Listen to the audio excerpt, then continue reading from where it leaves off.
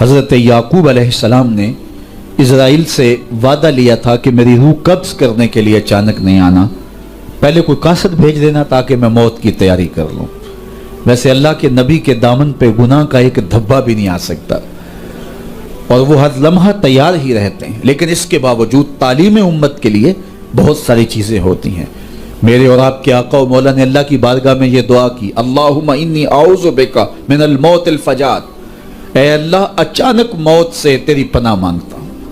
اچانک موت آتی ہے اور انسان کو تلافی کا، توبہ کا موقع بھی نہیں ملتا، تو اچانک اموات سے پناہ مانگی گئی۔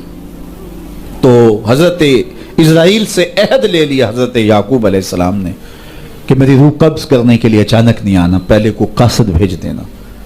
اللہ کے نبی تھے، ان سے وعدہ کر لیا۔ حضرت اسرائیل ایک عرصے کے بعد حاضر ہوئے، پوچھا کدھر آئے ہو؟ کہا قبض روح کے لیے آیا ہوں۔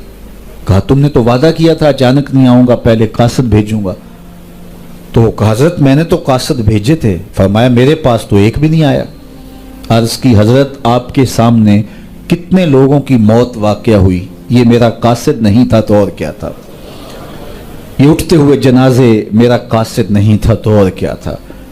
آپ کی داڑھی میں سفید بال اتر آئے، یہ میرا قاصد نہیں تھا تو اور کیا تھا؟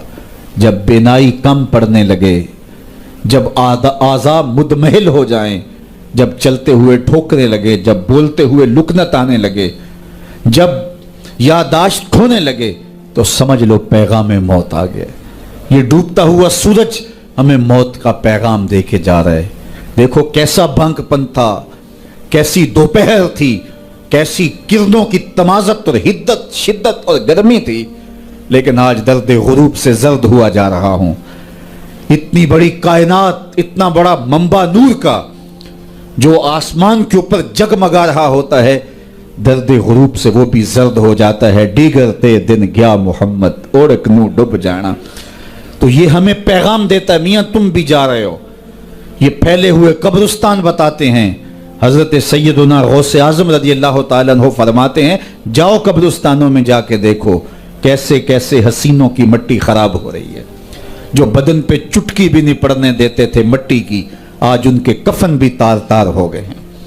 یہ ڈوبتا سورج، یہ اٹھتے جنازے، یہ پھیلی ہوئی قبریں، یہ بڑھاپا، یہ بالوں کی سفیدی، یہ کمر کا خم، یہ آنکھوں کی بینائی کا کم پڑ جانا، یہ اعضاء کا مدمحل ہو جانا، یہ چلتے ہوئے ٹھوکنے لگنا، بولتے ہوئے لکنت لگنا، یہ سب کچھ موت کا پیغام ہے۔ حضرت عمر بیٹھے تھے دربار میں، ایک شخص آ کے کھڑا ہو گیا، یا عمر لا تنسا موتک، عمر اپنی موت کو نہیں بھولنا۔ حضرت عمر یوں کانپتے ہیں جس طرح بید کی شاخ کانپتی ہے۔ اللہ اکبر۔ کہا میاں روز آ جایا کر اور مجھے روز یہ میسج دے دیا کر۔ بھری بزم میں وہ آ کے کہتا ہے عمر موت کو نہیں بھولنا۔ مہینے کے بعد مشاہرہ بھی دیتے ہیں۔ ایک دن آیا، اس کا شکریہ ادا کیا، مشاہرہ دیا، آج کے بعد نہیں آنا۔ مجھ سے کوئی گستاخی ہو گئی؟ نہیں۔ کوئی اور شخص آنے لگا؟ نہیں۔ تذکیر موت کی ضرورت نہیں رہی؟ فرمایا نہیں۔ تو پھر مجھے چھٹی کیوں دی جا رہی ہے؟ تو حضرت عمر روئے، داڑھی پہ ہاتھ رکھا، ایک بال الگ کر کے کہا یہ دیکھ میری داڑھی میں سفید بال آ گیا، اب تیرے آنے کی ضرورت نہیں ہے، یہ بال ہی مجھے چین سے نہیں بیٹھنے دے گا۔ ہماری تو پوری داڑھی بھی سفید ہو جائے نا۔ میاں صاحب بولے ہڈیاں کمبن، گوڈے کھڑکن تے اڑ گیا لک تیرا، اجے بھی بدیوں باز نہ آئوں، جیو مرد دلیرا، فما اصبرہم علی النار۔ اللہ قرآن میں فرماتا ہے لوگوں کا آگ پہ کتنا حوصلہ ہے، کتنا حوصلہ ہے لوگوں کا آگ پہ۔ کہتے ہیں دیکھو دیکھی جائے گی، کہتے ہیں دیکھ لیں گے۔ کوئی کہتا ہے فلاں بخشا گیا تو میں بھی بخشا جاؤں گا۔ کوئی کہتا ہے یہ جہاں مٹھا اگلا کس نے ڈٹھا، جاؤ قبرستانوں میں پوچھو دیکھا ہے کہ نہیں دیکھا ہے، کتنے کتنے حسینوں کی مٹی خراب ہو رہی ہے۔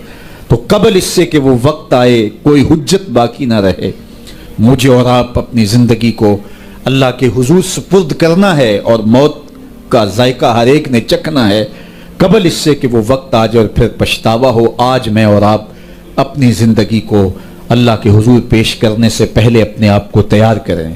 دو چیزیں دل کا زنگ اتارتی ہیں، کثرت کے ساتھ موت کی یاد اور قرآن مجید کی تلاوت، ادارت المصطفیٰ کی فکر، لوگوں کو معاد سے جوڑنا اور کتاب اللہ سے ان کو مربوط کرنا ہے۔